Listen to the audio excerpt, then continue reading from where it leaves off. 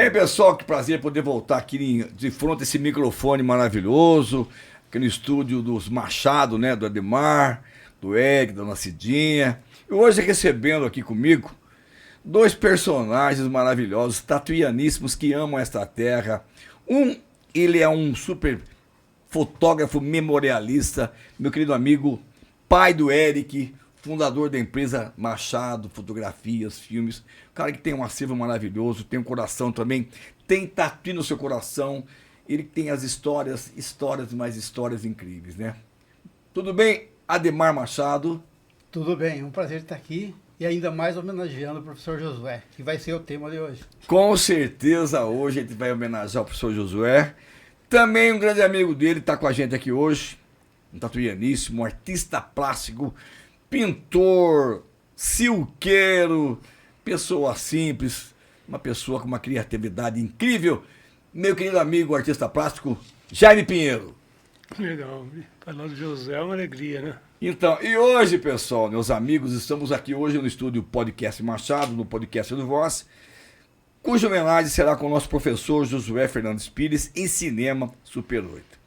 Essa transmissão em formato podcast é uma homenagem ao eterno professor Josué Fernandes Pires, dentro de um projeto de editais municipais promovido pela Secretaria de Esporte, Cultura, Turismo e Lazer da Prefeitura de Tatuí. Este é um projeto idealizado pelo nosso fotógrafo e produtor de podcast, meu diretor Eric Machado, que está aqui na mesa de cortes, ali na técnica. Estamos contando nesse podcast, nessa conversa hoje, com o cenógrafo e artista plástico já apresentado, Jaime Pinheiro, e o fotógrafo e memorialista Ademar Machado. Ademar, da produtora Machado, tem em seu acervo milhares de fotos, filmes e vídeos da história de Tatuí. E é desse acervo histórico que mostraremos algumas fotos e filmes do inesquecível professor Josué. Jaime, que é um cenógrafo, foi amigo do nosso homenageado e sempre diz que Josué era seu grande mestre. Jaime participou ativamente de muitas atividades e obras do professor, além de ser seu amigo pessoal. Bem, hoje vamos discorrer sobre a história de Josué Fernandes Pires. Muito conhecido na cidade, o professor Josué nasceu em 13 de setembro de 1926. Foi casado com Lindomar Fornazari Pires, pai do Jorge, Sônia, Céfaro e Gêner. Estudou no grupo escolar João Florencio, formou-se professor e lecionou nas escolas Industrial Salles Gomes, João Florencio e Chico Pereira. Foi militante político e descreveu a política como muito confusa. Foi fotógrafo e seus registros fotográficos já foram digitalizados e arquivados no acervo da produtora do meu amigo Ademar Machado. Como artista plástico, registrou sua história com monumentos que podem ser apreciados no Conservatório Musical de Tatuí e na Escola Salles Gomes e também na Estação Experimental. A obra O Apacentador, situada de frente ao Teatro Procópio Ferreira, foi capa de inúmeras revistas e publicações. A obra O Condutor, da frente da ETEC Industrial Salles Gomes, infelizmente, ela se encontra danificada por um lamentável acidente ocorrido numa poda de árvores realizada pelo Corpo de Bombeiros. O artista e professor Josué Fernandes Pires faleceu, infelizmente, em 19 de dezembro de 2008. Bem, vamos saber um pouquinho mais agora da história do professor Josué, conversando com o seu grande amigo, o cenógrafo Jaime Pinheiro. Jaime, fale para nós como e quando você conheceu o professor Josué. O José, eu tive a honra de ter aula com ele no Industrial, né, que ele dava aula de cerâmica e também de desenho. É o equivalente ao ginásio, né? Na época era o equivalente à oitava série, sétima e oitava série de hoje. E desde o começo, assim, foi uma coisa impressionante, né? Que ele era uma pessoa extremamente dedicada à profissão, extremamente profissional, atencioso com os alunos. E desde o primeiro dia foi a simpatia. Eu já havia visto ele nas exposições da Praça Matriz. Ele participava de um grupo de arte e lá ele levou uma maquete. E aí fui conversar, fui xeretear na maquete. E ele teve, assim, com aquela maior atenção do mundo, explicou a maquete inteirinha, né, para uma criança de 7 anos, 7, 8 anos que eu tinha na época. Então, era uma pessoa muito especial. Desde aquela época ficou marcado, mas eu tive contato com ele mesmo, mas na industrial. Das obras do professor Josué, das quais delas você participou ativamente? Eu colaborei com algumas, né? Assim, ele deixava a gente participar, na verdade, porque praticamente ele sabia o que fazer. De alguns cartazes que ele fez, que me deu muita orientação depois para trabalhar com cartazes. Teve um ET que ele fez de gesso, que também eu estava por perto. É uma obra que hoje deve estar na guarda da Marte, que é uma escultura de aço, e alguns trabalhos lá de argila na época do industrial, né? Como era o meio artístico em Tatuí quando conheceu o nosso homenageado? Então, era assim muito efervescente, tinha um grupo de artistas que se encontravam na Praça Matriz e abriam uma exposição, ficavam na praça. Eles traziam materiais para o pessoal participar, quem queria desenhar, desenhava. Tinha também o Luiz Amaral, que trazia cinema, né? Um cinema de vanguarda, uma coisa espetacular na época, que era um movimento de cinema, de arte e teatro também, né? Que independente do conservatório já tinha um grupo de teatro, então era muito efervescente, era muito ativo tudo isso, né? Acho que você já ligou nessa conversa, mas havia um grupo envolvido com arte em Tatuí lá pela década de 70. Isso. Você lembra de nome de pessoas que participaram, sem ser esse menino Amaral? Aí tem mais algumas pessoas? Tem, Afonso Carnelli, o Antônio Gonçalves, que era primo do Ivan, o Ivan, professor Josué, tinha 2 rapazes que hoje estão em São Paulo, 2 senhores. Luiz Amaral cuidava da parte de cinema e quem mais? Escultura era Antônio, tinha um tal de Matias que fazia escultura em madeira também, que nunca mais eu vi na cidade, perdi o contato, e mais alguns. Né? E se encontravam mensalmente. Era na Marte? Não, era na Praça Matriz. Na Praça da Matriz, esse encontro com o pessoal? Encontro aberto, trazia materiais para quem quisesse trabalhar ali. Eu lembro muito bem, né? Porque eu ia lá pegar um pouco de argila e mexia, depois ia pegar papel para desenhar. Eles deixavam a participação da criançada. Liberava, então, fazia essa empatia, porque ele sentia o material. E a questão de José, assim, ele levou uma maquete na época, ele já dava sinais, assim, não é sinais, ele já falava sobre ecologia. Na época isso aí era desconhecido. E a cidade maquete que ele fez, na hora que eu fui perguntar, ele falou assim, tá, aqui tem um lado que é do sol, aqui tem o posicionamento do vento, então a gente localiza a região industrial desse lado da cidade, junto com a parte dos bairros mais de trabalhadores, para ter um acesso fácil e para o vento levar a poluição embora. Ele deu uma explicação em tudo, entende? E eu fiquei olhando assim, eu falei, nossa, o senhor, né, uma pessoa culta dessa, explicando tudo para mim. Isso era um moleque, ainda via diferente do tratamento que existia dele para uma criança. Né? Não poupava conhecimento, não economizava então, conhecimento. né, pegando um gancho nessa fala sua, ele vê quanto tempo ele estava à frente do tempo, né?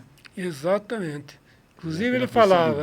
a cidade, pessoas, o fogo para trabalho, facilitação de... Preservação de mata, preservação do espaço verde dentro da cidade, que hoje em dia foi reduzidíssimo, né?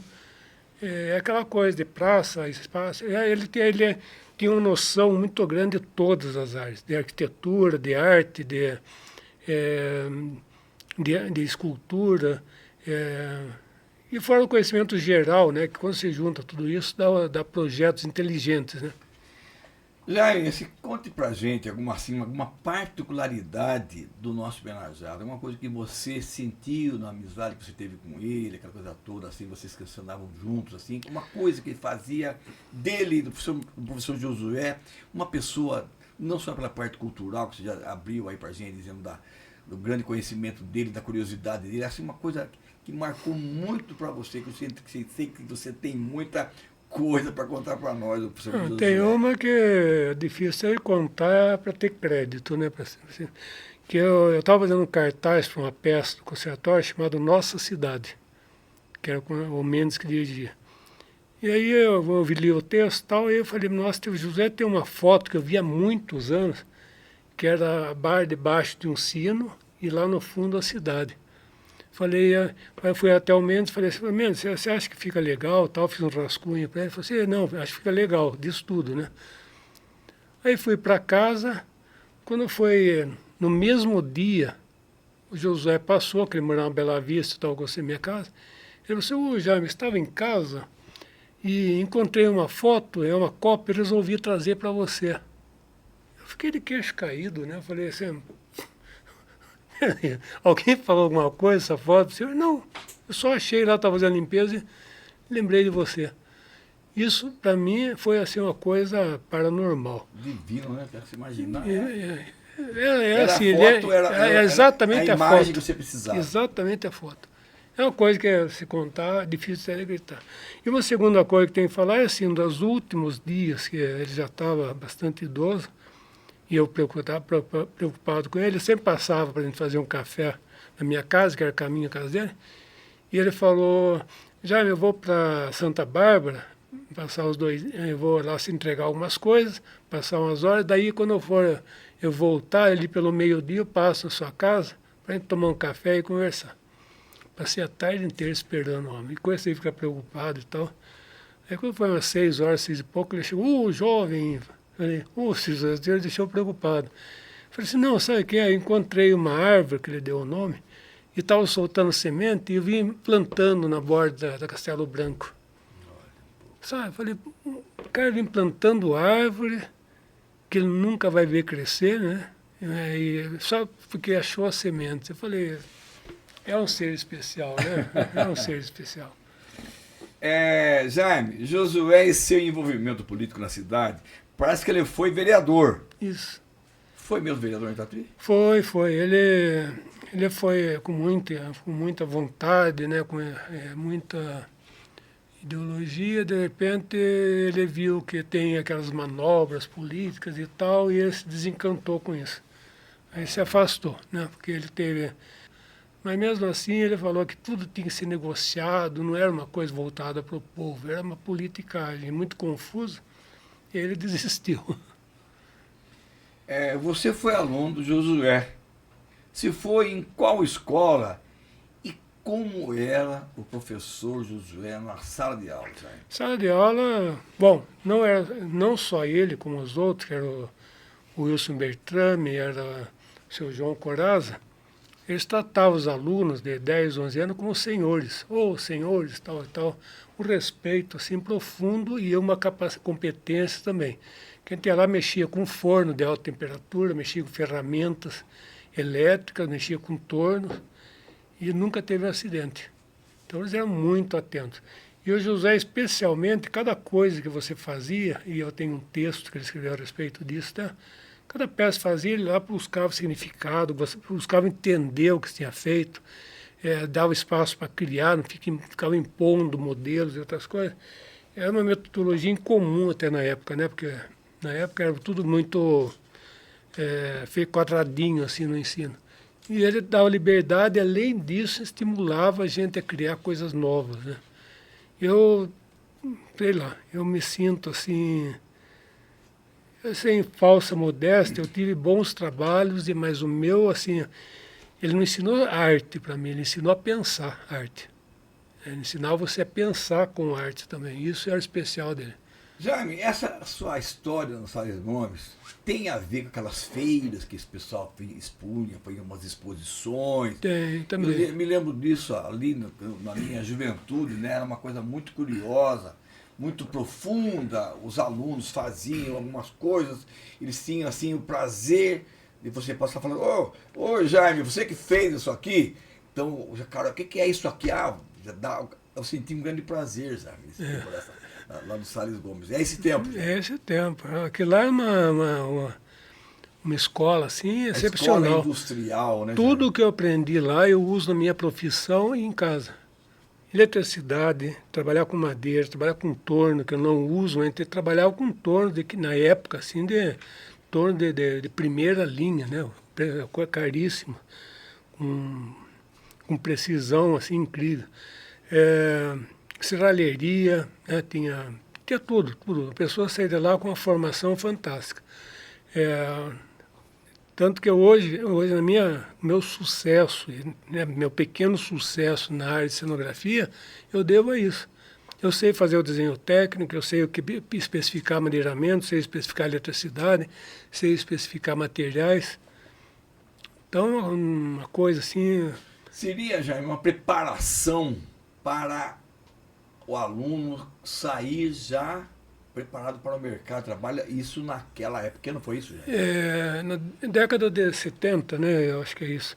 Mas, assim, eu até hoje, algum argumento que houve na época que preparava a pessoa para ser operárias. Entendi. E não era isso, que quem saiu de lá virou médico, virou engenheiro, virou técnico de alta competência, virou grande artista, escritor, uma série de coisas. O que a gente aprendia lá era pensar e criar habilidades. Modelo que hoje é usado em escolas da Suécia, Noruega e Europa, que é um ensino que não só qualifica assim, a pessoa, mas ensina a pensar, dá um desenvolvimento de raciocínio e outras coisas mais. Jaime, além das esculturas e fotografias, parece que o professor Josué curtia muito a natureza. Eu li uma vez que ele dizia que as abelhas eram fadinhas. Exatamente. O pessoal estranhava muito, né, a paixão que ele tinha pelas abelhas, e hoje você sabe, se acabar as abelhas, acaba a humanidade. Sim. Né? Ele tinha consciência disso antes disso virar notícia, antes de conhecimento científico. Que ele nasceu no bairro Guarapó também, que eu adoro esse bairro, minha família também, e ele conviveu com a natureza, ele entendia a natureza. Ele entendia tudo, né? Porque ele tentava entender, ele não aprendia, ele tentava entender, e isso é o que eu tenho dele. Ele tinha um raciocínio fantástico, ele sempre tinha um ponto de vista novo. Não tinha conversa repetida com ele. Uma genialidade fantástica. E ele vinha, falava a respeito da relação da árvore com outras árvores, para ter o equilíbrio da natureza, do círculo da água. Né? Tudo isso que hoje é uma preocupação, na época ele alertava. Vamos dizer, volto a dizer, né? Quanto ele estava à frente do tempo dele, né? Jaime, no final da década de 70, um grupo tatuiano se reuniu para percorrer as formações geológicas da região. O professor estava nesse grupo. Você também? Sim. Quem tanto você lembra mais que participou dessas escaladas, dessa descoberta? A coisa engraçada é que tinha o grupo oficial tinha uma escadinha de 10 em 10 anos. Ah, é? Aí tinha o seu Nosor, que tinha 60 na época, o seu José tinha 50, Toninho tinha 40, o Ivan tinha 30, eu tinha 20 e o Ivanzinho tinha 10. E aí tinha alguns que alternavam. Aí tinha o Siciliato, né, que sempre estava junto também, o Chico Porangaba. Toninho Pires. O Toninho Pires, eu falei. O Chico Porangaba, que é pai daquele menino lá já lembro o nome dele. Bom, mas aí esse grupo e a gente fez uma vaquinha e comprou um Jeep. Né? Que no começo a gente ia com o Jeep do Roberto, que era um cara que ia trabalhar aí na Monteso. Daí achamos legal e compramos um Jeep velho. E a gente montava em cima, né? Parecia aqueles filminhos da Corrida Maluca. E a gente se enfiava, né? O Norzão conhecia muito a região. Na época era um sertão. Hoje a Serra Botucatu, por exemplo, é turística. Na época era um sertão aquilo lá. Ninguém conhecia o labirinto. O senhor era o senhor de Porangaba, né? Ele era de Porangaba, conhecia toda a região. Marceneiro, muito. E foi ele que me fez uma mesa de som na época, grande, seu Norzor. Então vocês iam conhecer as rochas, formações rochosas, aquela coisa? Cachoeira, as Três Pedras, era dificílimo chegar até elas. Cachoeira, tinha umas 2 cachoeiras lá que hoje estão roteiras de turismo. Pedra Furada, falei com o pessoal de turismo de Botucatu, nem eles sabiam onde era Pedra Furada. Olha. né, que ainda está escondida pelo meio. É a Toca do Bugre, que é uma coisa assim, historicamente importantíssima. Serra dos Órgãos, que é um espaço maravilhoso para ter um turismo bem elaborado. Morro de Bofete, que na época não tinha muito acesso, hoje tem uma fazenda lá em cima, super, deu uma vinícola, por sinal. E por aí vai. A gente chegou até, numa excursão mais longa, a gente foi até a Caverna do Diabo, né? Mas aí já era turístico, a gente gostava de descobrir mesmo os lugares, né?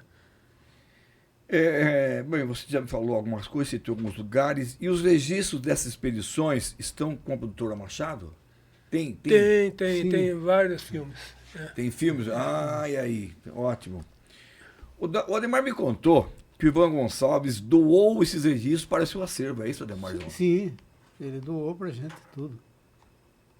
Todos esses filmes que ele tinha, inclusive de família, e os registros que ele fez da cidade também. Dessas expedições, vamos batizar de expedição. Né? Isso. Muito que legal, hein? E os filmes dessas expedições foram parar na televisão. Era um programa só voltado para produções Super 8? Isso. Sim. Exatamente. Ação Super 8, se não me engano. Se não me engano, é isso. Ação Super 8? Não lembro o nome do cidadão, mas você lembra dele, o nome dele. Era Abrão Berman, parece, né? Isso. Que era o entrevistador. Ah, tá.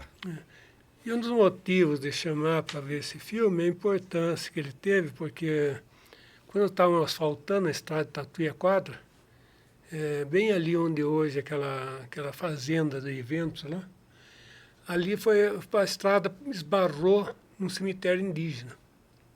Tinha aquelas urnas, Ali no Flávio Ferreira, é?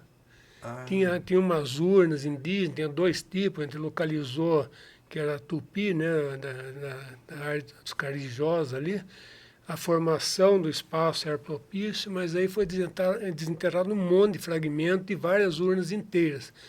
Nós chamamos Botucatu, Bauru, que tinha um museu indígena, chamamos a USP, tentar um contato, não apareceu ninguém. Mas a gente registrou essas peças. E depois a gente doou, não lembro para quem, que prometeu que ia encaminhar isso.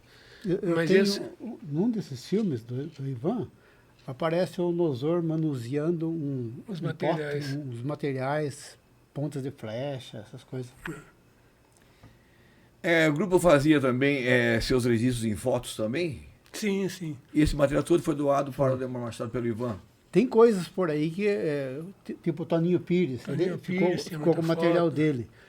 Mas muita coisa que estava com o Ivan, as coisas, tá com a gente, né? Você sempre tinha uma máquina perto, né? O professor Josué também, que adorava fotografia, estava lá registrando. Jaime, você lembra, já que é o lance agora, expedições, tu me teve vivendo você daquela loucura, aquele tempo num jipão, andando por aquelas, descobrindo tudo, né, rapaz? Sem pensar em mosquito, pensar em cobra, em nada, pelo poder da expedição mesmo, da curiosidade. Ô Jaime, você lembra de algum caos que aconteceu entre vocês com esse grupo aí, nessas expedições? Um tal do Nosor, então. Do qual? O Nosor. Ah, sim. Seria bom, vamos ouvir esse caos aí, vai. O Nosor, ele teve ali, a gente já fazia isso há uns 10 anos, mas ele acabou tendo um derrame. E aí teve uma certa debilidade no andar e também não conseguia falar, então era tudo no bilhetinho. E depois de acho que de um ano e pouco disso, ele estava angustiado, muito angustiado, foi lá na casa do Ivan e pediu para sair com a gente, que a gente parou até de sair. Né? Pediu para a gente para ir até o morro, que ele queria andar um pouco, queria entrar no mato um pouco. E a gente foi no lugar mais acessível, que era o Morro de Bofete, que dava o carro pertinho do morro e tal. Já era um lugar alto onde o carro chegava. E a gente começou a bater papo, e tirou o lanche e tal, e estava comendo, de repente olhamos assim, o Nosor tinha sumido. A hora que olhamos, ele estava subindo o morro. Ele não podia fazer muito esforço. Ele começou a subir e a gente foi atrás, né? Vou subir só um pouquinho, a gente foi junto para garantir, só que à medida que a gente subia, desbarrancava aquilo lá, porque aquilo lá tinha muita pedra solta. A gente não tinha como voltar. Aí ele foi subindo, subindo, quando estava no meio do caminho, ele começou a passar mal. Começou a passar mal, sem fôlego, disse que o coração estava acelerado, blá, blá. Aí nós entramos em pânico, né? Que a família não sabia que ele estava no sítio com ele. A gente saiu escondido com ele. Ele falou que ia a algum lugar, esperava na esquina, montou no jipe e foi embora. Aí quando chegou num ponto, e ele era muito vaidoso, não queria que ajudasse, não queria que carregasse e tal. Chegou uma hora que o Roberto subiu no trecho lá, jogamos uma corda, passamos no peito dele e enchemos na marra, né? E ele também começou a aceitar que ele viu que não estava bem. Por sinal, chegamos lá em cima, não tinha um gole de água mais. Achamos um pé de limão rosa, matamos uma sede com limão rosa. Aí voltamos, entregamos ele na casa, né? Ele falou, quem vai entregar agora? Mas ele estava bem, ele ficou bem. Deixamos na casa, não sei se ele contou para a família que ele tinha feito. E vocês foram os heróis do resgate do Mozor na montanha. Aí passou 2 dias, foi lá chorando, agradecer pelo passeio que tinha feito. Vendo que fazia falta para ele tudo isso. E para a gente também, né? Que era uma alegria, aquelas viagens eram uma alegria. Bem, agora vamos chegar noutra fase. O Ivan Gonçalves teve a ideia de filmar curtas-metragens. Jaime, você participava das filmagens também? Sim, na época eu acho que trabalhava como assistente lá no estúdio de publicidade dele e participava das ideias, começou a pensar em fazer uns filmes com história e uma das primeiras foi, né, bolamos um roteirinho lá e foi essa coisa, o José participou, ligamos para ele, topa, não sei o quê. Ele nem era tão idoso, né, mas ele tinha aquela barbinha, aquele cabelo comprido, uma figura bonita. Você conseguiria lembrar alguns curtos que vocês fizeram, assim, algum tema, algum especial assim que destacou? Você lembra aí, já? Tem, que eu participei mais ativamente, fora essa viagem, né, que depois de ficar lá montando a cena e fazendo as coisas, foi um que nós fizemos lá no pátio da Delmar, né, que eu participei como ator, uma lástima. Uma parte. Era um filme futurístico. De futurista. Do ano 2000. Olha, na época era do ano 2000. Igual o Caçador de Android, um erro assim, de cálculo fantástico. Mas era bem ecológico também, né? Porque era uma pessoa, parecia um andarilho se escondendo num espaço muito industrializado. Aí ele achava uma flor, aí ele foi lá olhar e tal, mas nisso apareceu o guarda, que no caso era eu. Tinha mais uma pessoa junto. Eu não vou lembrar quem era outra pessoa que estava junto. Jaime, dá para lembrar? Você consegue lembrar que ano foi isso, Jaime? 60. Por 78. Isso. 78, é por aí. Eu estava só esperando para ver a data que você ia falar. E aí a gente baixa o cacete, né? O ator que era esse andarilho era Rivaldo. E a gente tem os cacetetes, a gente baixa o cacete, né? Depois pisa na flor, esfrega. Assim. Bem, o filme que iremos mostrar nesse podcast de hoje, dessa época dos curtas, se chama O Velho e o Pardal. O ator do filme que interpreta o velho é o inesquecível e homenageado do nosso podcast, o professor Josué. Conte para nós curiosidades dessa produção. Aquela história que foram usados diversos pardais, verdadeiros pardais, nada de montagem, porque naquele tempo não havia a possibilidade de você digitar e criar e fazer o pardal da natureza mesmo, já. Da natureza. E aí, né, a gente foi lá, armou uma arapuca, a gente pegou acho que uns 10 pardais. E depois, assim, estava preocupado, né? E se tiver tratando filhote no ninho, não sei o que, mas o pai deles deve cuidar, se for a mãe, você for a mãe, pai. A gente ficou nesse drama, inclusive. Daí o José até falou assim, não pode ficar sossegado que eles acham caminho de volta, né? E pegamos à tarde para ir de manhã. Aí foi uma gaiolão de pardal e a outra, que era a gaiola do filme. As vítimas. E a figura ficou legal e tal. Ele vinha com a gaiola, que ele achava o pardal, e ia soltar. E deu um dia bonito, que tinha uma neblina, assim, sabe? Deu um clima. Deu um clima legal. Aí foi na última cena, que era para soltar o pardal, assim, Ele soltava, o Ivan filmando, gastou um filme naquele. Eu ia filmando, o Pardal voava para baixo, foi voava para o lado, foi voava em direção à câmera. O Pardal não era ensinado, né, Zé? Não obedecia. Quando chegou no último, ainda deu certo, mas estava no último. Bem, meu caro amigo Jaime, obrigado pelas suas colocações aí. E agora nós vamos dar o foco aqui também para o nosso próximo homenageado, que é um fotógrafo, é um cara que armazena seus conhecimentos, que repassa para muita gente, um memorialista, Ademar Machado. Bem, Ademar, como é que você conseguiu esses filmes e fotos para o seu acervo histórico? Muita gente doando, aquela velha história que a pessoa tem na casa, a pessoa que guardava já não está mais lá, então para evitar de ir para um lixão, ir para um descarte, sem qualquer, infelizmente uma grande parte da história se perde, né? Não é o caso que você ainda tem, graças a Deus, essa ideia, essa possibilidade de armazenar e mostrar para as futuras gerações atuais e futuras como é que era a história. Foram doações, sempre doações. A gente recebeu doação da família do Erasmo Peixoto, os filmes 16mm, e seresteiros que faleciam, tipo do Modena, a família do Modena doou as coisas dele pra gente. E a gente foi acumulando, né? Hoje tem mais de 30 mil itens, entre fotografias, slides, e filmes em 16mm e Super 8. No caso do Josué, do professor Josué, o material era do Ivan e era em Super 8. Ah, tá. É uma bitola diferenciada que eu trouxe alguma coisa aqui para mostrar o que era o Super 8, que era a bitola usada normalmente no final da década de 70. Né? Qual a diferença, já que nós estamos vendo aqui da fronte, você conseguiu esse equipamento maravilhoso aí, qual a diferença entre os filmes? E o que é um filme Super 8, Ademar? Então, o filme inicialmente era 35mm. Eram uns filmes largos assim que eram usados em cinemas, em salas de cinemas profissionais, né? Mas era um material muito caro. E então eles fizeram o filme 16mm. Era uma bitola que usava um filme de uma largura menor, 16mm. Era mais acessível, mas assim mesmo, na época em que foi lançado, em 1926, se não me engano, 26, em 1926, para você ter um projetor e para você ter uma filmadora, era o custo de um carro. Você falava que era acessível, mas assim mesmo era muito caro, ou 16mm.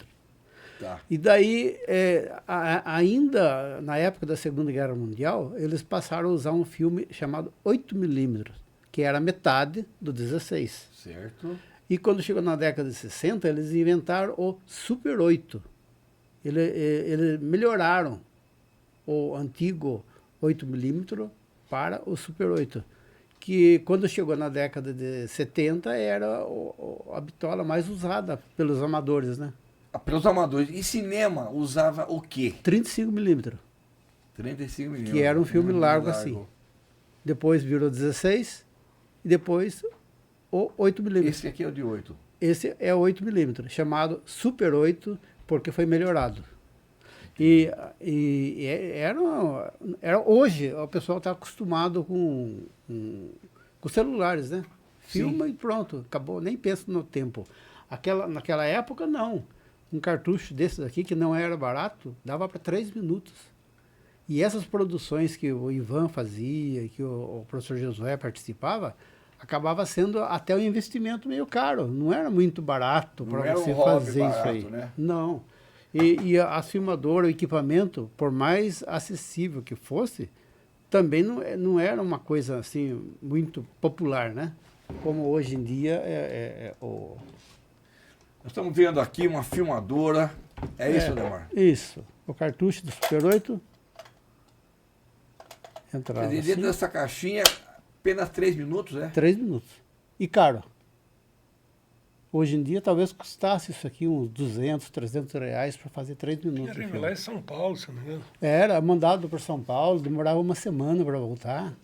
Era um suspense desgramado. Daí era editado. Uma vez eu fui na casa do Ivan e ele estava editando o filme e ele já sorriu, porque eu tomava muito cuidado para editar os meus. Em filme, cinema chama montagem, não é edição. Tá. Na montagem dos meus filmes eu tomava muito cuidado, tudo isso. Esses dias eu estava falando com o Jaime. E eu cheguei lá no Ivan fazendo a montagem do filme dele, comendo amendoim e picotando o filme para fazer. Eu falei, nossa, que barbaridade, jamais eu faria aquilo, né? Mas os filmes dele sobreviveram e chegaram até a gente aqui. E naquela época era usado um projetor como esse aqui, né? Esse é um projetor sonoro. E os filmes do Ivan, ele filmava mudo, acrescentava uma trilha magnética e sonorizava o filme. E a conservação para a posteridade? O que foi feito nesses filmes Super 8 até o resultado final? Bom, os filmes que foram doados pelo Ivan, no caso, né, tinha alguns bem degradados, né? O filme estava se degradando bastante. A gente fez lavagem, recuperou, e a gente não fez uma telecinagem, a gente digitalizou. Porque a telecinagem do Super 8 ou 16mm é um processo que perde muito qualidade. Porque é uma projeção que vai uma tela translúcida, né? E uma filmadora filma do outro lado. E a gente não, a gente faz a captação das imagens direto do fotograma. Não passa por uma tela translúcida. Então é um conjunto de lente, equipamento especial, que faz a captação de imagem direto do fotograma. Imagine o tamanho do fotograma. A fotografia tem 5mm. Então é um processo novo. A gente digitalizou, não telecinou. Então, telecinou. Tá. É a telecinagem, né? Antigamente. Isso aí, agora é a minha pergunta na sequência aqui. O que é a telecinagem e o que é a digitalização? Duas coisas. Pois é, acho que eu adiantei um pouco aí. Você adiantou, você emendou uma na outra aqui, mas vamos lá. Então, a telecinagem era uma projeção feita de uma tela e do outro lado existia um equipamento, uma câmera, no caso, que filmava a imagem da tela. Mas como atravessava um segundo material, perdia qualidade. Os filmes antigos eram telecinados. Mas depois não, depois com o avanço, o progresso, começaram a chamou-se digitalizar. Era um processo diferente, que o equipamento captava a imagem, como eu disse, direto do fotograma. A qualidade era muito superior. E a gente ainda faz um arranjo, faz ajuste de cor, contraste, etc. O resultado é excelente. A pigmentação do filme é visível na digitalização. Demar, você me contou que o Ivan também filmava uns documentários sobre Tatuí, além dos curtos de ficção. Carnavais, clubes, procissão do Lar São Vicente de Paulo, histórias, passeatas, pessoal passeando pelas ruas. Nos conte um pouquinho sobre isso, desses filmes que você teve a oportunidade de ver. Bom, todos os filmes estão com a gente, né? E uma raridade, o Clube 7 de Setembro, você lembra? Era na Rua 15. Você é italiana. 7 de Setembro. Eu acho que as únicas imagens de filme foi o Ivan que filmou, né? Ele foi lá e filmou o pessoal dançando, etc e tal, dentro do Clube 7 de Setembro, que não existe mais, né? E ele filmou também Festa do Asilo, chamava de Asilo, né? Hoje Lar São Vicente de Paulo. Certo. Essas coisas. E outras coisas. Até queda de árvore. Até queda de árvore na Praça Cesário Mota, ele foi lá filmar. Né? As paineiras. Bem, nós temos aí uma surpresa para os nossos amigos de hoje, dentro do podcast. Vocês tiveram a oportunidade de assistir um filme aí, que é uma história muito bacana. Esse filme que iremos exibir no final desse podcast tem alguma particularidade sobre a conservação dele? Como é que estavam as cópias? Como é que foi a história da recuperação desse filme aí? Pois é, o filme O Velho e o Pardal foram feitas duas versões.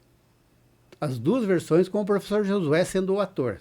Certo. Ele se caracterizava legalzinho, com umas roupas bem assim de pessoas humildes.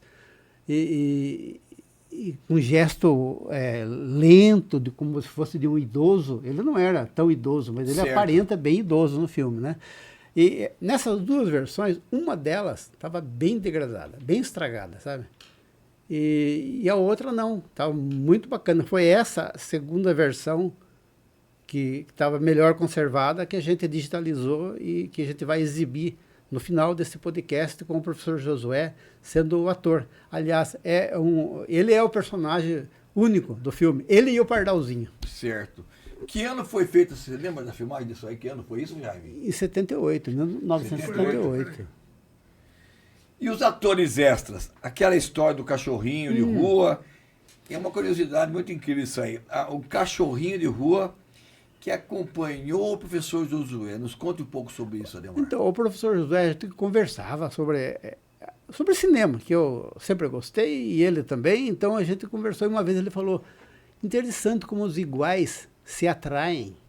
Porque ele estava vestido com uma roupa, não sei onde ele conseguiu aquela roupa, era uma roupa simples, de uma pessoa, vamos chamar, de idade, uma pessoa velha, uma roupa velha, né?